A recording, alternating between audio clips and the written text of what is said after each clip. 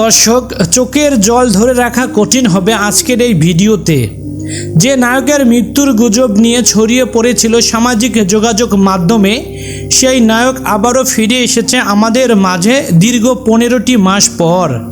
প্রবাসের মাটি থেকে অবশেষে নিজের দেশে ফিরছেন আমাদের সবার প্রিয় মহানায়ক ইলিয়াস কাঞ্চন। মনে আছে তো, রূপালীর পর্দায় যে মানুষটি বারবার লড়েছেন অন্যায়ের বিরুদ্ধে, দর্শকের হৃদয়ে জয় করেছেন তার সাহস আর অভিনয় দিয়ে, সেই মানুষটাই আজ লড়েছেন জীবনের সবচেয়ে কঠিন যুদ্ধে নিজের শরীরের ভেতরে এক অদৃশ্য শত্রুর সঙ্গে। গত বছরের এপ্রিল মাস হঠাৎ অসুস্থ হয়ে পড়েন তিনি। পরীক্ষায় ধরা পড়ে এই অভিনেতার মস্তিষ্কে টিউমার। এরপর ছুটে যান লন্ডনে উন্নত চিকিৎসার আশায়। আগস্ট মাসে হয় জটিল অস্ত্রোপচার, কিন্তু নিয়তি তখনও পরীক্ষা নিচ্ছিল তার। ঝুঁকির কারণে টিউমারের পুরো অংশ সরানো যায়নি সেদিন। এরপর শুরু হয় দিনের পর দিন কেমোথেরাপি ও রেডিওথেরাপি, আর ধৈর্যের এক দীর্ঘ পরীক্ষা। এই কঠিন সময়ে বাবার পাশে ছায়ার মতো লেগেছিলেন তার একমাত্র মেয়ে ইশরাত জাহান ইমা।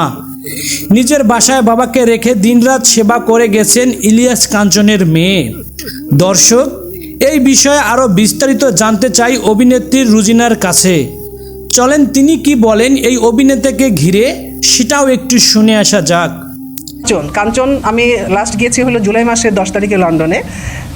যেই শুনি যে শুনি মানে ওর মেয়ে থাকে অনেক বছর থেকে, ওখানেও বিয়ে করেছে, বাচ্চা টাচ্চাও হয়েছে তার ওইখানটা। বাচ্চারও এখন বয়স বোধহয় 14-15 বছর, মেয়ে ছেলে হয়তো 7-8 বছর। যাই হোক, তো হঠাৎ করে আপনার আমি করেছি হঠাৎ করে আপনার কি বলে, আমি বোধহয় ফোন করেছি কিনা, তার কাঞ্চনের ওয়াইফ এখন বর্তমানে যে আছে অনু, ওর সাথে আমার খুবই সুন্দর সম্পর্ক। ও ফোন করেছে আর কি হোয়াটসঅ্যাপে, যে কথা বদল হচ্ছে। তো আমি জিজ্ঞেস করলাম তুমি কোথায়, তো বললো যে আমি তো লন্ডনে। আচ্ছা, কাঞ্চনের তো অসুস্থ কী হয়েছে তার? বলে না, ব্রেনে বোধহয় কি, অতটা বলতে চাচ্ছিল না। তো আমি বলো ওকে দাও তো আমি কথা বললাম তার সাথে। ও কথাটা একটু আদো করে বলছিল। আমি কী হয়েছে কাঞ্চন তোমার, মানে আমাকে চিনছে কিন্তু কথাগুলো ওর স্পষ্ট আমি বুঝতে পারছি না আর কি। পরে দেখো আমি ওনাকে বললাম যে ওনার কী ব্যাপার, কারণ ওর ব্রেনে ধরা পড়েছে টিউমার, যার জন্য একটু কথা তো স্পষ্ট বলতে পারছি না। তাই বললাম ঠিক আছে আমি আসবো দেখার জন্য। তো আমি যেখানে থাকি স্ট্যাটফোর্ড রংপুর রোডে, তো থাকি আর একটু দূরে আর কি। তো যাই হোক, আমি এই যাবো করতে তার মধ্যে আপনার অগাস্টের ফার্স্টে আমি কানাডা চলে গেলাম। তার আগে আমি খবর নিচ্ছি, কিন্তু 1-2 দিন পরে বলে না, অপারেশনের জন্য সে হাসপাতালে গেছে, তাকে 2-1 দিন চেক আপ করে অপারেশন করবে। তো এই যাবো করে হলো কি কথা হচ্ছে, কিন্তু আমার কাঞ্চন ওয়াইফের সাথে কেমন আছে কি আছে আমি আপডেটটা নিচ্ছি ওর কাছ থেকে, ওর মেয়ের কাছ থেকেও। আমি চলে গেলাম কানাডা 1 মাস ছিলাম আমি ওইখান থেকে, কিন্তু খবর নিচ্ছি। এর মধ্যে আপনার অপারেশন হয়ে গেছে। তা বললাম আমি যে কী অবস্থা, করে না মানে পুরোটা অপারেশন করতে পারে না, কেমন একটা জায়গায় আপনার মাথায় ব্রেনের মধ্যে টিউমারটা, যে এটা মানে কি মানে রিমুভ করতে পারবে না। ইলিয়াস কাঞ্চন চোখের আড়ালে কত রাত না ঘুমিয়ে কাটিয়েছেন তা হয়তো আমরা কল্পনা করতেও পারবো না। এক সময় কথা বলতেও কষ্ট হতো ইলিয়াস কাঞ্চনের, কিন্তু জীবনের প্রতি তার ভালোবাসা, তার লড়াইয়ের মানসিকতা তাকে ফিরিয়ে দিয়েছে কণ্ঠস্বর। ধীরে ধীরে সেরে উঠেছেন, কথা বলতেও শুরু করেছেন আবার। আর আজ অবশেষে সেই কাঙ্ক্ষিত মুহূর্ত।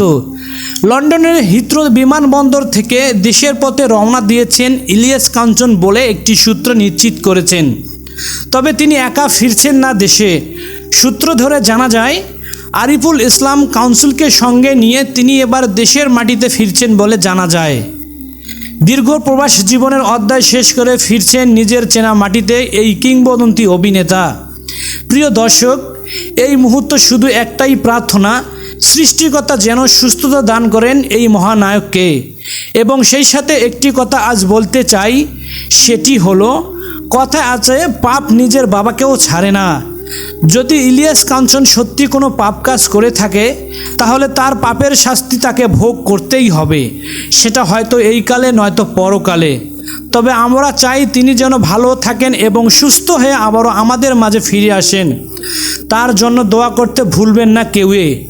ভিডিওটি ভালো লাগলে একটি লাইক দিন এবং সবার কাছে এই খবরটি পৌঁছে দিতে প্রচুর পরিমাণ শেয়ার করুন। বিনোদন ও দেশের এমনও সব এক্সক্লুসিভ খবরের নিরপেক্ষ বিশ্লেষণ সবার আগে পেতে আমাদের চ্যানেলটি এখনই সাবস্ক্রাইব করে বেল আইকনটি বাজিয়ে রাখুন। সম্পূর্ণ ভিডিওটি অত্যন্ত মনোযোগ দিয়ে দেখার জন্য আপনাদের সবাইকে অসংখ্য ধন্যবাদ।